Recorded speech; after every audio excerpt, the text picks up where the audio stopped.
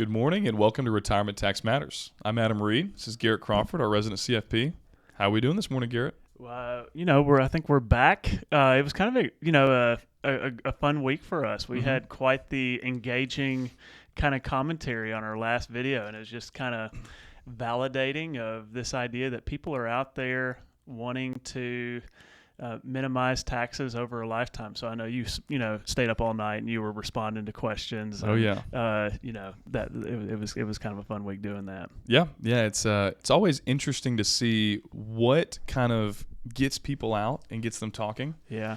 Sometimes you say something you think, oh, that's going to be kind of a hot button issue, and it's crickets. Then you say something that's like, I don't feel like this is that but controversial, and all of a sudden everybody and their brother is sharing their thoughts and kind of what they do, and so it was really cool actually. And I thought, encouragingly enough, as a content creator now, we learned the term finfluencer yesterday, finance influencers. So we're finfluencers, I guess. Yeah.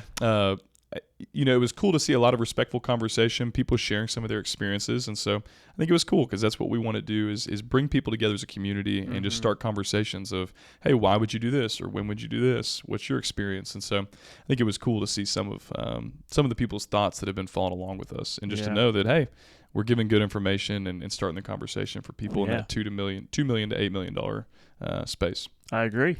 So I think keeping it moving along, keeping it trucking along, one of the kind of overarching themes in that comment section was people talking about RMDs. You can't really talk about Roth conversions or large IRA balances without talking about RMDs.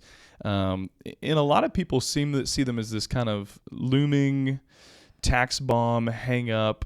People are worried about these RMDs. So how are you helping people, thinking through people like reverse engineering? I know you've got an engineering background. Yeah. How are you helping people think through RMDs and those things coming down the pipeline? Yeah, sure. We were talking about it this morning, and I'm kind of analytical by nature, and some of that's my upbringing.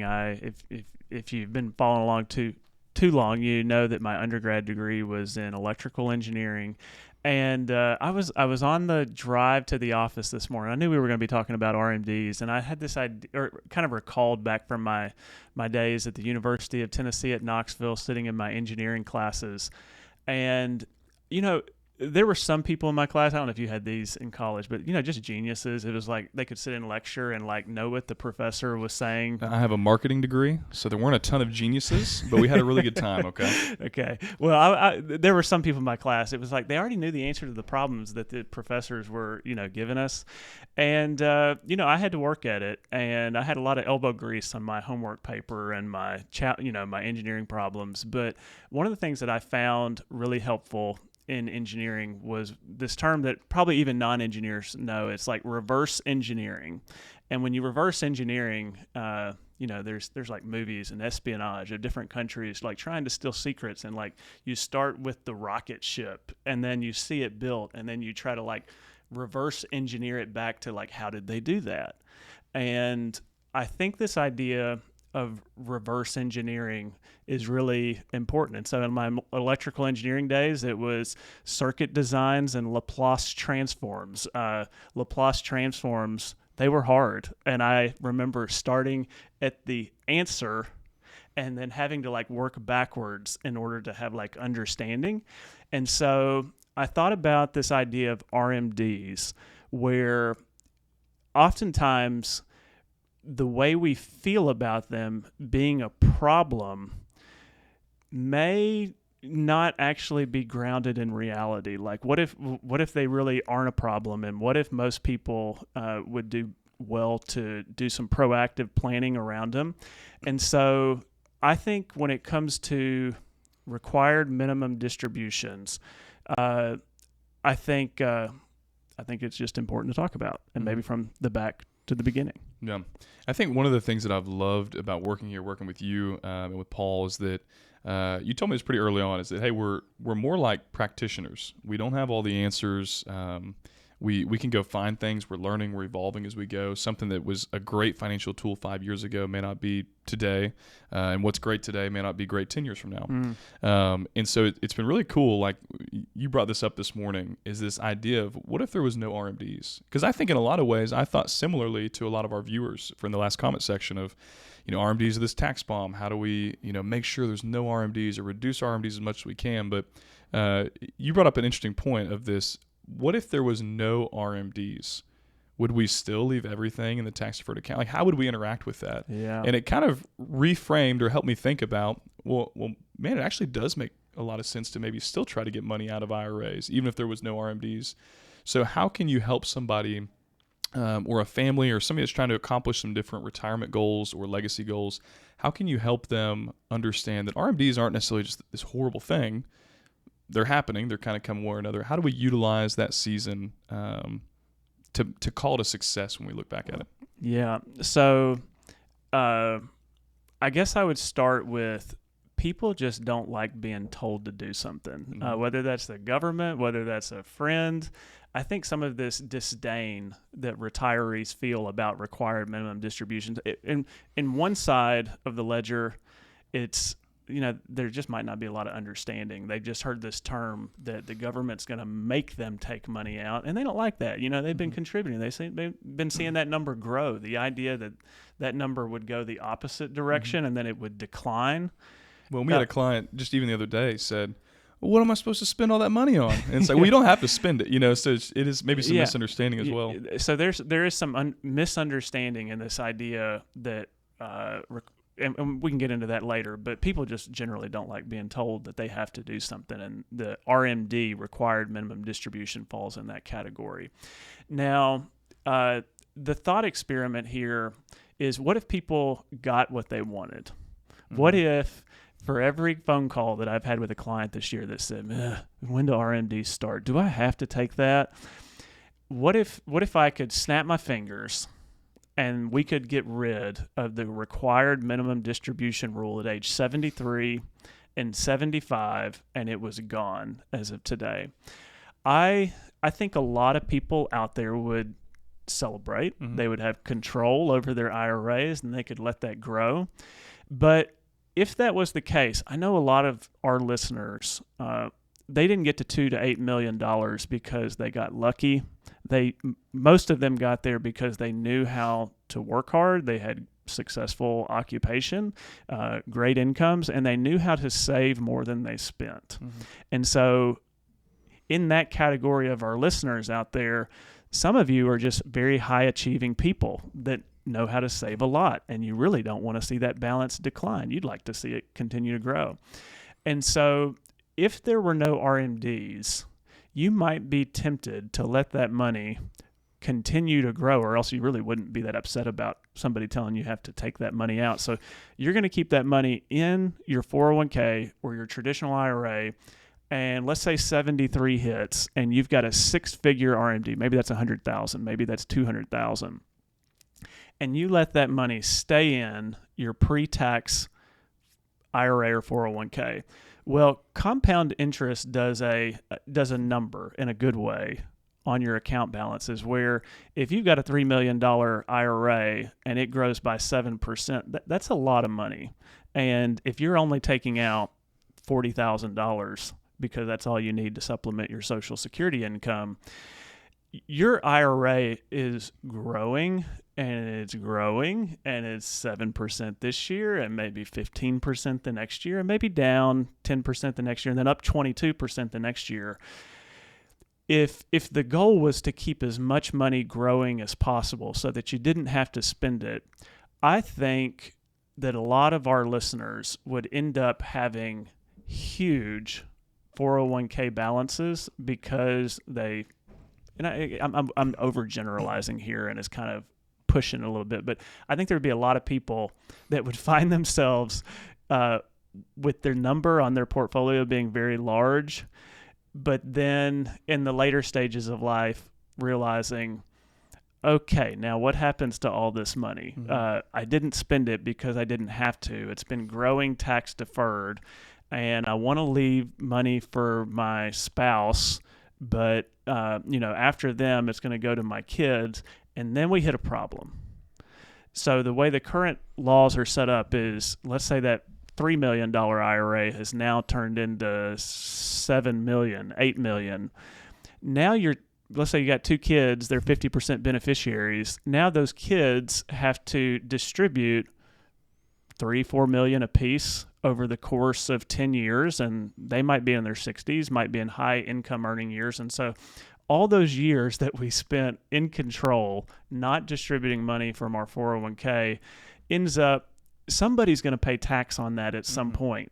And so if RMDs were eliminated, maybe you get the comfort in your life of not paying the tax, but your beneficiaries are more than likely going to pay. Maybe a charity is your beneficiary, and in that sense, maybe that's actually a great idea, no RMDs. But for most people, it's going to be family members that inherit that, and there's going to be a 10-year period where they have to distribute every penny of that, and where maybe you were playing the game of avoiding the 32% or the 24% tax bracket, a child would end up at 35, 37%, maybe more even down the road. So my point with all this is, wouldn't it be great, Adam, if you didn't have to take RMDs? Maybe that money could, in that perfect scenario, but money could never be taxed in the IRA or the 401k, and it could continue going, and there'd be no RMDs, and it'd be tax-free growth versus taxable for your beneficiaries. And to that, the grand reveal here is that if you convert it to Roth, it kind of is that way. Mm-hmm. And so, yes, you do have to pay the taxes when you go from a pre-tax IRA or a 401k to a Roth. But guess what? There are no required minimum distributions once you move funds to a Roth IRA. You do have to pay the tax. And then it gets to grow the rest of your life tax-free as opposed to taxable. And then that money goes to your kids at your passing, and they get 10 additional years of tax-free growth. So back to the premise of this episode, reverse engineering the RMD problem. Is a required minimum distribution really a problem? The fact that the government says you have to take out some money, is that a problem when you're going to need to live on some money anyway? And if you leave it in the IRA, maybe you escape taxes, but your beneficiaries won't. Wouldn't it be better to have a proactive strategy about RMDs?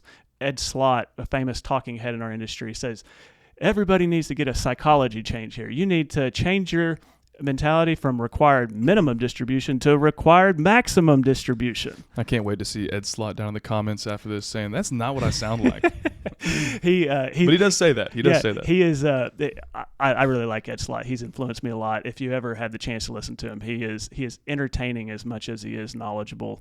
I think Ed Slott's going to like my video. I think he's going to say, great point, Garrett, because he says it. But this psychological shift from we've talked about the scarcity mindset, like let's pay the least amount of taxes, to how do we treat our RMD more like a strategy and less like it is a bill from the government. And so, yes, taxes are due, but well, I think too, a lot of people, instead of seeing it as the rules of the game we're playing, they see it as a penalty that they've been applied to them. And so I think maybe even shifting that mindset of, hey, this isn't a slap on the wrist, this isn't somebody out to get you, but this is the rules of the game that we play. And so now how do we play it in the most efficient way possible so that our team ends up with the most points at the end of the day? Sure. And it just kind of helping people reframe that thought process. Yeah. And so it's, the first part was people don't like being told what they have to do. I would say people like taking control of their financial planning. And so I've mentioned in a lot of videos, it's a broken record around here with tax return driven financial planning, but one of the best ways to take control of your lifetime tax liability so that your family ends up as your biggest beneficiary, not the IRS, is using tools like Roth conversions to accelerate future income into the current year. And when you have big IRA balances, and I've seen a few this week, RMDs get out of control later in retirement because of the compounding interest. And so while you may be comfortably in a 22, 24, or maybe you're dipping into the 32%, if you don't get aggressive with your RMDs, you may be in the situation where one of the commenters last week said, there's nothing really I can do. If I go up to the 24%, it doesn't make a difference. And the answer is you're right. It doesn't, because your IRA balances are so big, and so you're in a game where it's more, do I pay 32 instead of 35? And that's just your reality. But I would tell people the goal with proactive RMD management and a strategy is to levelize that tax hill that will come later on in retirement. So let's not make those later days, a steep incline in tax bracket. Let's know that is coming in the future. Let's accelerate the income, and let's try to grade that RMD tax liability down to be more flat. And I think over a lifetime, one, you'll get more money into a Roth, which will be more control. You'll insulate yourself against future taxes. But three, I think your overall lifetime taxes will probably be in a better position if you're forward looking. I don't know if we've done this intentionally or not, but we've kind of landed on this where we talk kind of theoretically for a little while, then we land on, hey, here's some action steps, some things you can do. Maybe combining the two. I know a lot of the people listening, even some of the people that have reached out, since we've been creating this content, and a lot of even our clients, is maybe they're not looking to retire early because they like what they do, they've worked hard, but they're also not looking to hang around forever because they've done the hard part of saving. And so for these people that are past that 59 and a half, they're in that 60, 61, 62 range where there's not Medicare yet, IRMAA charges aren't on. How do you help them view that Roth window, the golden window, I think is what we called it in one episode. And then also, how can people proactively project and look at what RMDs might be down the road to start pulling some levers and pressing some buttons now so that they can optimize for the rules of the game down the road? Yeah, I think I'm going to start with the second part first. So, how do we figure out our RMDs? And I'm going to tell a quick story. Hopefully it's not a huge rabbit trail. I just thought of it. But Social Security always amazes me. Not earlier in my career, but everybody out here knows what Social Security is. They kind of know how it works. It's always been amazing to me when I meet with people that are turning 65 or 66, 67, and they come into my office, and I did Social Security workshops for a long time and met with people for this, but they'd come in and they'd be like, so how does this work? How much does my wife get if I die? And there's, I get it. There's a lot of things out there that our listeners are great at that I know nothing about. But I think it pays, even in Social Security planning and just like RMD planning, to kind of do a little bit of homework before you arrive. And so finding out what your RMD balance or what your required minimum distributions are going to be when you turn 73 or 75, it's not black or white, but you can start to get some good ideas of where you'll land. If you were sitting here today in Adam's spot and you said, hey, help me know what my future RMDs are going to be, I would start by looking at all of your IRA and 401k statements. I would add up all of the money that is in your name. And then I have this tool. You can type it in too. Maybe we'll link it down below, but it's just the Schwab RMD calculator. Type that into Google, it'll take you to the right page, and it'll ask you to put in your IRA balance as of December 31st of the previous year. You can kind of ballpark where you're at. And then it's going to ask you for your date of birth because it's trying to figure out when your first RMD is.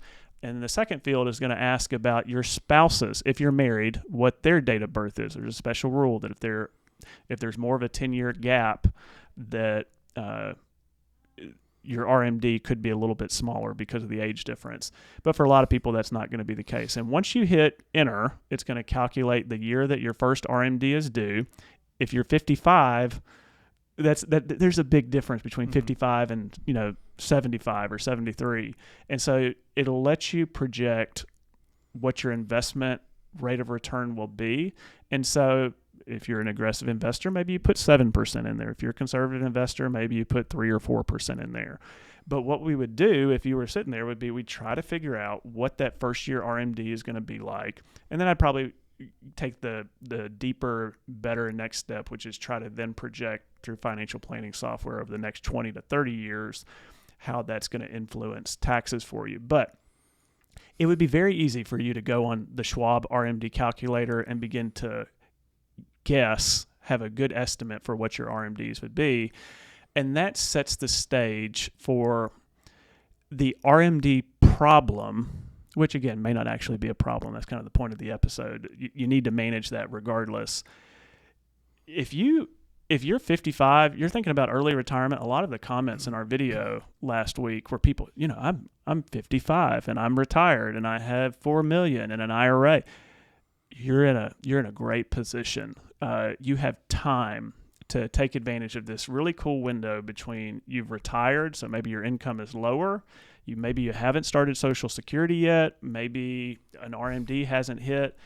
And then if you're not on Medicare, if you're younger than 65, you don't have to worry about Medicare IRMAA charges. So yeah, I learned last week also a lot of you do not like IRMAA surcharges. Yeah. You voiced that very loudly in the comments as well. Yeah, so there's all these levers, but I would just say the early you are when you think about this and you're starting to manage the RMD that are blossoming in retirement, you're going to have a lot of flexibility. The later you wait, let's say you're out here and you're 67 and you're on Medicare and you're very familiar, your pensions, and your Social Security stack up to where you're already in a Medicare IRMAA level.